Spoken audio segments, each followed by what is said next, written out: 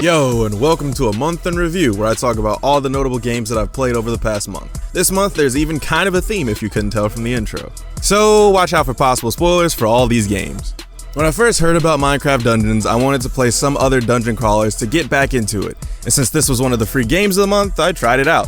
It sucks. The name's far too long. Warhammer 40,000 Inquisitor Martyr. I get that Warhammer 40k is the brand, but this has to be the most pretentious sounding game I've ever played. The game just sucks. From what I've seen, it's just about space racists, and it's a boring, laggy, less interesting version of Diablo, but with guns.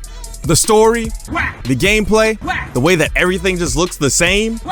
Let's just move on to a better version of this, Diablo 3. So I actually have spent a decent amount of time playing this before, but I decided to try out the Necromancer since it's a DLC character, and it's different from the characters that I used in my first two playthroughs. This dude has got to be the best character in the game.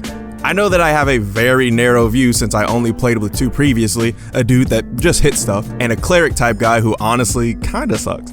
But the Necromancer is mad powerful to the point of the game being a cakewalk on normal. Again, when it comes to these types of games, I'm not going deep on character builds. I'm just trying to have fun, and I choose my abilities based on if they sound cool.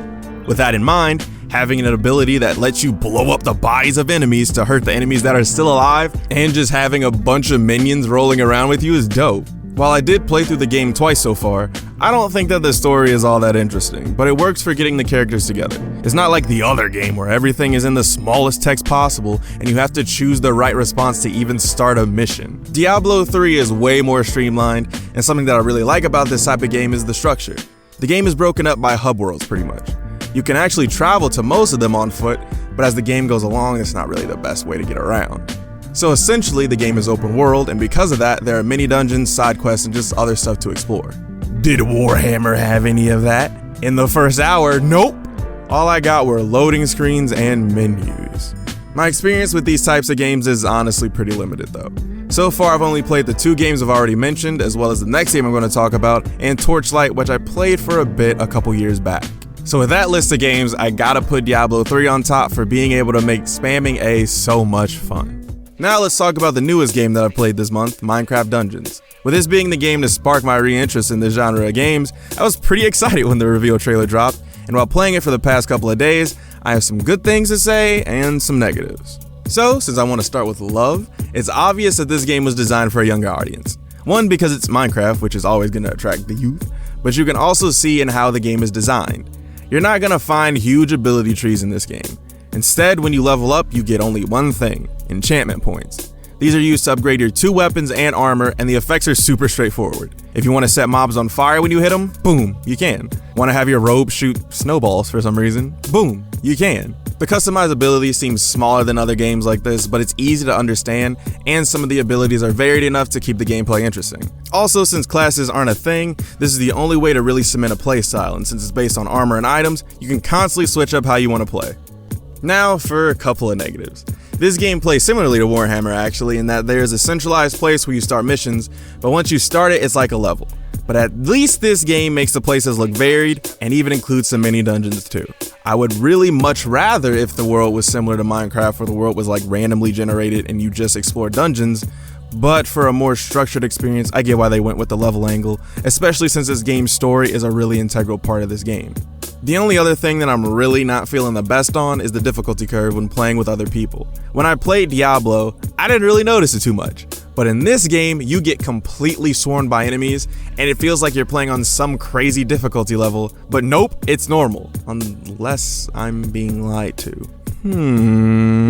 Anyway, those are the only two negatives that I have, and honestly they aren't too bad. It's been a pretty fun game so far. But let's talk about the next game that I played in what's becoming my new favorite series, Yakuza Kiwami. After spending so long playing Yakuza 0, playing Kiwami was just an extension of that. The gameplay is almost exactly the same, except I think it's a little faster for each style. Since both games were made in the same engine, it makes sense that the models look similar, although I think they actually look better in this game. Crazy what a year can do.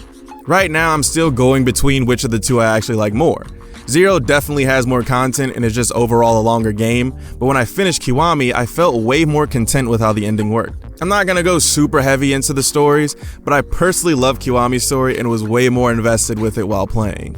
Part of that is because it's slightly more focused since they didn't need to worry about merging two character stories, but I also just think that it's a stronger story overall.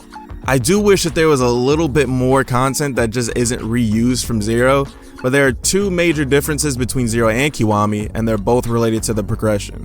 So, since this game doesn't take place during the 80s, where everyone had money in Japan and could just waste it on pocket tissues, now you level up with XP like any other game, and you put the XP in the different skill trees. Personally, I like the money way better, but only because it was possible to overlevel. In Kiwami, once you get everything, XP becomes useless and it just fills the bar up until you hit that 9,999. An extension of the new progression system is Majima Everywhere. Instead of going through a specific side story to fully unlock Kiryu's Force style, you get it in the beginning, but it fucking sucks. Anyway, to fully unlock it, you have to fight Majima a bunch of times and do certain things to get all the skills. They essentially just replaced Mr. Shakedown with Majima and made it fit more into the story. Personally, I think the change is good, but I'm biased because I don't think it's possible to ever have too much Majima. I'm gonna talk more about this game and how it relates to Zero in the future, but I'm still trying to work out the angles on it. Until then, if you didn't listen to me the first time when I said play Yakuza when I was talking about Zero, go play Yakuza. So what did you play this month? What's something that I should play in the future? Let me know in the comment section below, and thanks for watching.